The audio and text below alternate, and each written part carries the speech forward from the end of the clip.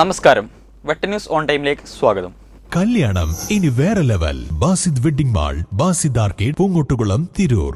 കടലവകാശം കടലിന്റെ മക്കൾക്ക് എന്ന സന്ദേശമുയർത്തി കേരള യൂത്ത് ഫ്രണ്ട് സംസ്ഥാന പ്രസിഡന്റ് സിറിയക് ചായിക്കാടൻ നയിക്കുന്ന തീരസംരക്ഷണ ജാഥയ്ക്ക് മെയ് 4 താനൂരിൽ സ്വീകരണം നൽകുമെന്ന് സംഘാടകർ വാർത്താ സമ്മേളനത്തിൽ പറഞ്ഞു.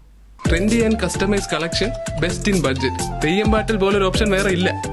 10 ലക്ഷത്തോളം മത്സ്യത്തൊഴിലാളി കുടുംബങ്ങളെയും മത്സ്യ അനുബന്ധ തൊഴിലുകളിൽ ഏർപ്പെടുന്ന ലക്ഷക്കണക്കിന് ആളുകളുടെ ഉപജീവനത്തെയും ബാധിക്കുന്ന കടൽ മണൽ ഖനനം ഉപേക്ഷിച്ചു കടലവകാശം കടലിന്റെ മക്കൾക്കു നൽകണം എന്നാണ് യാത്രയുടെ ആവശ്യം. മെയ് 1 കാസർഗോഡ് നിന്നും ആരംഭിക്കുന്ന ജാഥ മെയ് 9 തിരുവനന്തപുരത്ത് സമാപിക്കും.